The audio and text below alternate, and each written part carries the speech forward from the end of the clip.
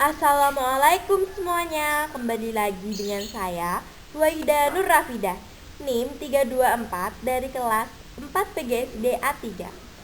Tujuan dari video ini untuk memenuhi tugas mata kuliah model-model pembelajaran dengan dosen pengampu Ibu Erna Zumrotun, SPD, MPD. Tema kali ini adalah model pembelajaran Inquiry Based Learning. Para tokoh ahli mengemukakan pendapatnya mengenai inquiry based learning. Di antaranya ada yang pertama, John Dewey. Tokoh yang berasal dari Amerika ini merupakan tokoh yang mendasari atas pemikiran inquiry based learning dengan mengatakan pembelajaran, pengembangan, dan pertumbuhan seseorang manusia akan optimal saat mereka, atau dengan kata lain peserta didik ini dihadapkan dengan masalah nyata dan substansif untuk dipecahkan.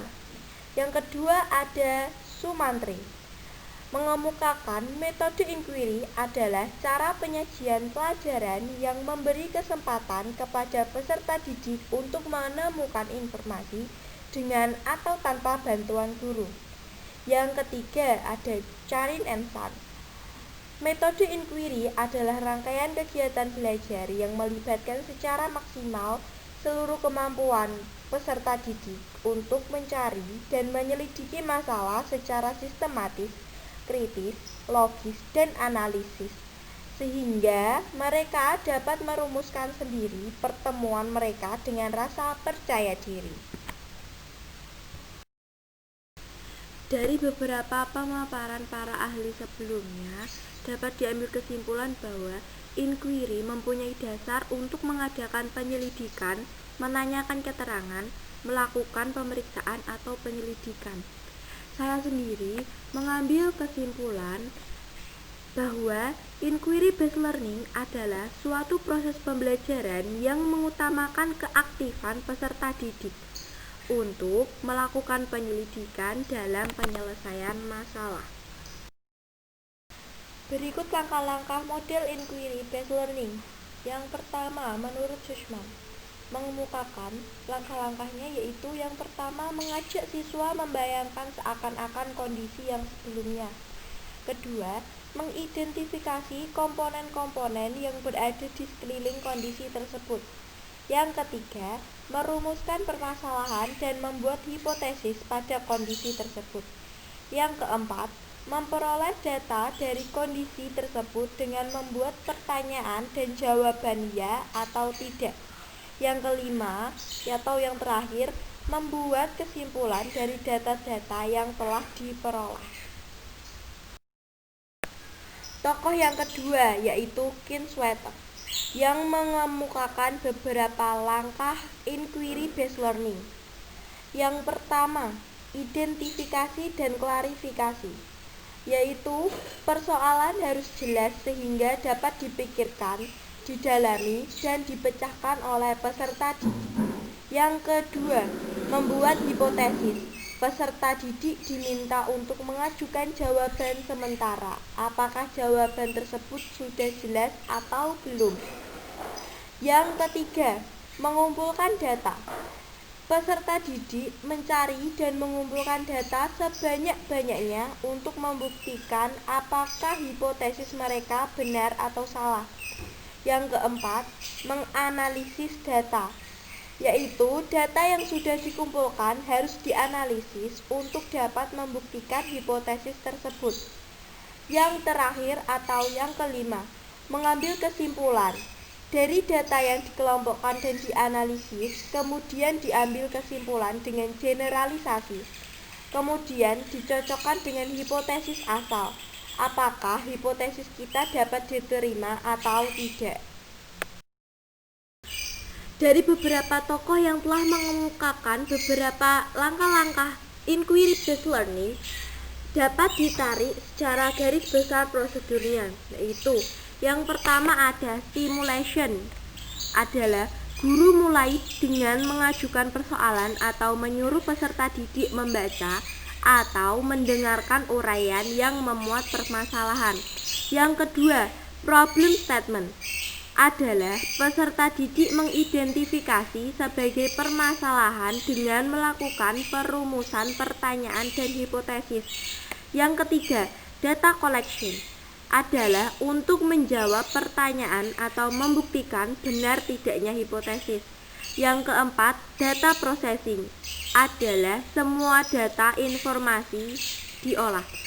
Yang kelima, verification berdasarkan hasil olahan dan tafsiran atau informasi yang ada dibuktikan jawaban benar atau tidak terbukti. Yang keenam atau yang terakhir ada generalization. Dari hasil verifikasi, peserta didik dapat menarik kesimpulan. Di setiap model-model pembelajaran pasti memiliki kelemahan serta kelebihan. Begitu juga di inquiry based learning yang memiliki kelebihan, diantaranya ada yang pertama, memberi kepuasan yang bersifat intrinsik. Yang kedua, situasi proses belajar menjadi merangsang. Yang ketiga, dapat mengembangkan bakat atau kecakapan individu. Yang kelima, memberi kebebasan peserta didik untuk belajar sendiri. Yang kelima, peserta didik menghindari dari cara-cara belajar yang tradisional. Dan masih ada beberapa lagi. Selanjutnya, ada kekurangan inquiry based learning, diantaranya diharuskan adanya kesiapan mental pada siswa. Yang kedua, perlu adanya proses penyesuaian atau adaptasi dari metode tradisional ke pendekatan ini.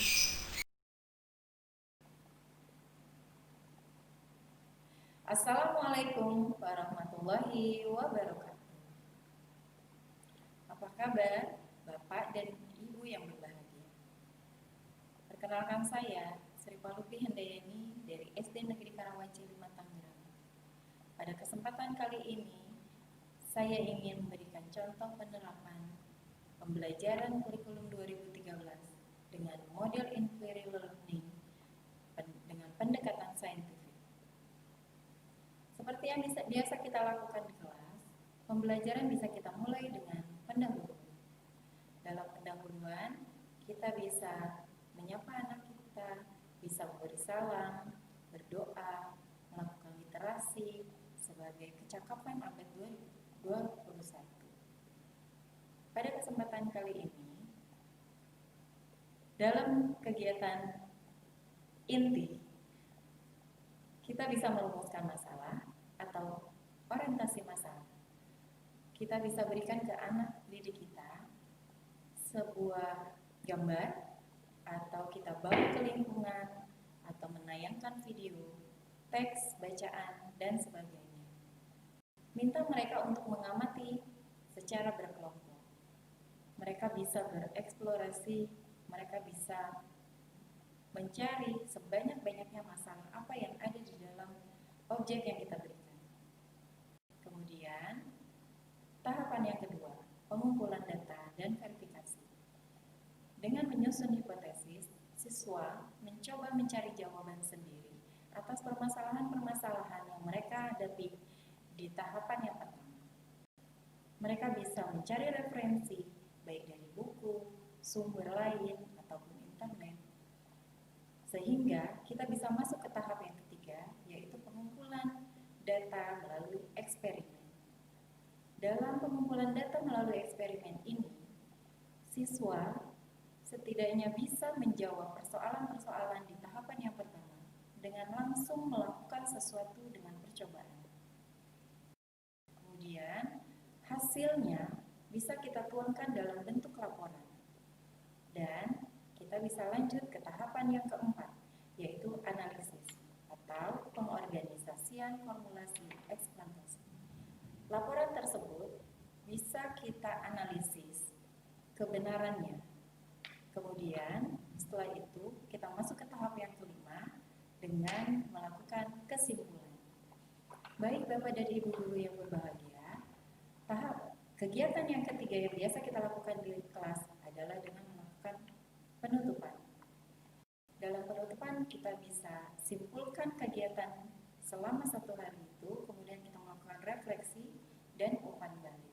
Semoga tayangan ini bermanfaat untuk kita semua dan kebaikan serta kejayaan siswa dan siswi. Terima kasih.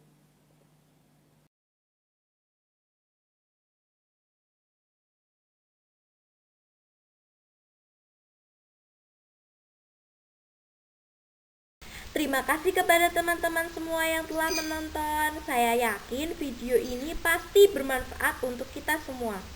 Tetap semangat dan jaga kesehatan ya. Bye.